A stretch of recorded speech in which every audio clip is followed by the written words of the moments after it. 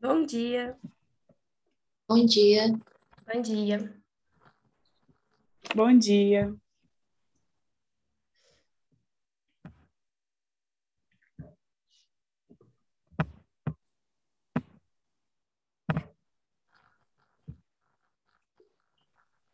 Bom dia. O nosso trabalho, ele vai falar da clonagem de DNA, principalmente de plasmídios. O meu grupo, ele é composto por mim, Geissimara, pela Júlia, pela Joyce, pela Carla, pela Stephanie e pela Patrícia. Clonagem de DNA, ele pode ser feito tanto de uma sequência completa de DNA, como de um fragmento, podendo ser feito diversas cópias ou apenas o isolamento de um gene específico. E todo esse processo que gera o DNA recombinante são produtos a partir de processos biotecnológicos. E são gerados uma sequência de genes selecionados. Por exemplo, você pegou o gene da insulina de uma sequência de DNA e pegou outro gene de outra sequência e juntou e uniu eles. E a proteína recombinante é o resultado do DNA recombinante. Fita molde é o resultado da síntese de um transcrito de um RNA complementar, ou seja, é o resultado da fita de DNA que gera o RNA. E as enzimas de DNA servem como uma defesa contra o DNA de vírus e bactérias, por exemplo, fazendo terminações no DNA antes que ocorra uma ligação. E diferente da enzima de restrição, que impede a ligação, o DNA ligase, ele promove a junção. É uma enzima responsável por juntar duas cadeias de DNA ou mais. O objetivo do nosso trabalho hoje vai ser apresentar que é possível estudar os genes isolados, sendo isso um grande objetivo da clonagem de DNA, sendo possível extrair genes específicos para ser estudado e observado fora da sua sequência completa, sendo que é possível a gente pegar diferentes genes de diversas origens e uni-los para fazer com que exista a sequência de DNA desejada. E nós entendemos que a proteína ou DNA recombinante vão ser moléculas que, através dos métodos laboratoriais, serão capazes de unir diferentes materiais genéticos e vão criar a sequência desejadas. E que essa sequência desejada não seria possível encontrar no genoma. E nessa apresentação em específico, nós iremos focar na clonagem de DNA, principalmente na parte de plasmídios de procariotes. Bom, falando agora sobre os tipos de clonagem, nós temos a clonagem do DNA genômico e a clonagem do DNA complementar. Esse DNA complementar é aquele que é sintetizado a partir de um molde de RNA mensageiro. E agora eu vou estar falando um pouquinho sobre esse processo e também as diferenças entre eles. Pode passar. No DNA genômico, a gente sabe que ele é composto pelos introns, que é a região não codificante, e os exons, que é a região codificante. Quando acontece esse processo de clonagem, tanto a região codificante quanto a que não é codificante será clonada, juntamente com as proteínas do gene que foi escolhido. Em contrapartida, quando a gente fala sobre a clonagem do DNA complementar, vai se utilizar o RNA mensageiro. E nesse processo, apenas a região codificante que será copiada. Para se obter o DNA complementar, o RNA mensageiro ele se submete à ação da enzima transcriptase reversa, juntamente com o DNA polimerase, e essa ação vai fazer com que o DNA complementar ele seja copiado através do RNA mensageiro.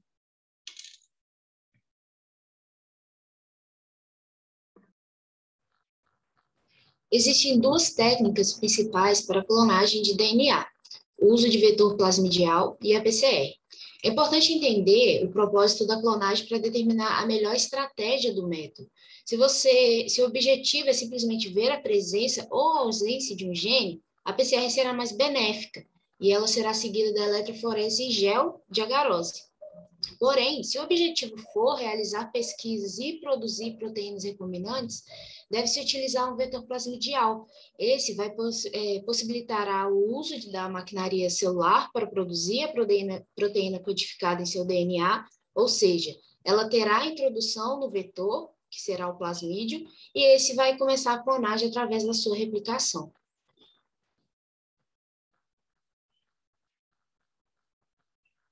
As etapas do processo de clonagem, ela inicia na análise de sequência do vetor de interesse. Nesse caso, a gente tem o uso de bioinformatas que vão junto com analisar a sequência desse gene que você quer clonar. Então, a gente vai abrir esse plasmídio e esse DNA com uma digestão enzimática. A gente vai obter esse DNA por transformação bacteriana. Nós vamos colocá-lo dentro da bactéria que vai fazer a sua clonagem. Nós vamos isolar, verificar, e aqui eu vou colocar as etapas mais detalhadas. Nessa primeira parte, é um exemplo de como é feita uma enzima, como é feito esse plasmídio, na verdade, e todos esses símbolos aqui são as enzimas de restrição que vão cortar. Nesse caso, a gente sempre vai preferir usar as enzimas que cortam com extremidades coercivas, para que na hora de se juntar, as duas extremidades se encaixem e não corram o risco de ligar errado. E esse aqui é mais um vetor de plasmídio, que vai ser o que a gente está estudando, e aqui tem a sequência, e no decorrer dela a gente vê cada enzima de restrição que vai cortar a sequência naquele lugar.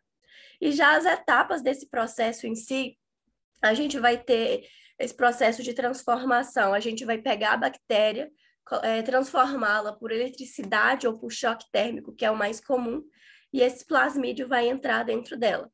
A gente vai isolar esse plasmídio em placa e as bactérias vão crescer, e a partir disso a gente pode pegar esse isolado e transferir para uma expressão, por exemplo. Aqui são um exemplo de bactérias que passaram por essa transformação. Então, a gente lembra também que essa etapa de clonagem, o plasmídio sempre confere à bactéria um tipo de resistência, ou a resistência a algum antibiótico, alguma outra coisa. Então, todas as bactérias que vão crescer nesse meio, elas são resistentes ao antibiótico que foram colocados.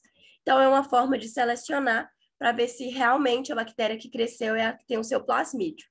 A gente também usa o gel de agarose para verificar, anteriormente, se realmente o DNA foi clonado, se realmente o DNA está presente. Porém, esse processo de verificar se a bactéria cresceu é muito utilizado, só que também pode ter outras bactérias que são resistentes a esse antibiótico. Então, por isso que a gente usa uma outra etapa para confirmar se realmente cresceu, que seria utilizar a beta-galactosidase. A gente vai diferenciar as duas bactérias pela sua cor. Elas vão ficar azul, que são as bactérias que vão se clivar no HX-Gal, e as bactérias brancas, que não tem nenhuma clivagem, que no caso será a bactéria que tem o DNA presente, e esse DNA está indo impedir a sua clivagem. Então, nesse caso, a gente sabe que todas as colônias brancas são positivas e estão com o nosso plasmídio presente. As outras, embora entraram um plasmídio, ele possa ter se ligado errado. Quando eu mostrei a parte de enzimas coercivas, talvez ele pode ter virado ao contrário ou as extremidades estarem invertidas. Nesse caso, a bactéria está com plasmídio, vai crescer no plaqueamento anterior, mas aqui é a forma de selecionar e a hora da verdade mesmo, se realmente aquele isolado pode ou não ser utilizado. E aqui é só um resumo da etapa. A gente vai ter esse plasmídio recombinante, que a gente vai pegar o plasmídio de uma bactéria, vamos mostrar mais à frente como ele é retirado. Aí ele vai ser introduzido nesse DNA, vão ser cortado, o DNA é entrado, a gente vai cultivar, vai selecionar, passar no gel, e para a gente ter a confirmação do resultado. E como que a gente faz a obtenção desse plasmídio? A extração do plasmídio de bactérias, nós vamos pegar essas bactérias que são previamente incubadas para o seu crescimento e, consequentemente, vai ter um aumento do número de plasmídio. Depois disso, nós vamos usar o método de lise alcalina, que a gente usa um kit. Nesse kit, a gente vai ter 3 soluções. A primeira solução terá um tampão, um quelante de magnésio e cálcio e glicose. Na segunda solução, nós vamos usar hidróxido de sódio e um agente de solvatação, SDS. Essa segunda solução, ela será ativa na lise. Nesse processo, as proteínas vão sofrer a desnaturação parcial e esse SDS vai se ligar nelas. E, por último, a terceira solução, ela vai conter potássio. E esse potássio vai fazer o plasmídio ficar no sobrenadante, fazendo assim a gente conseguir a extração do plasmídio da bactéria.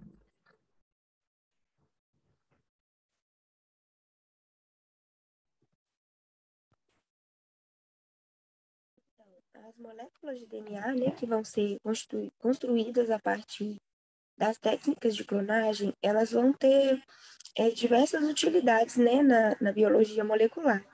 A gente vai ter aí, né, a utilização como biofarmacêutico, como terapia de genes, como análise genética.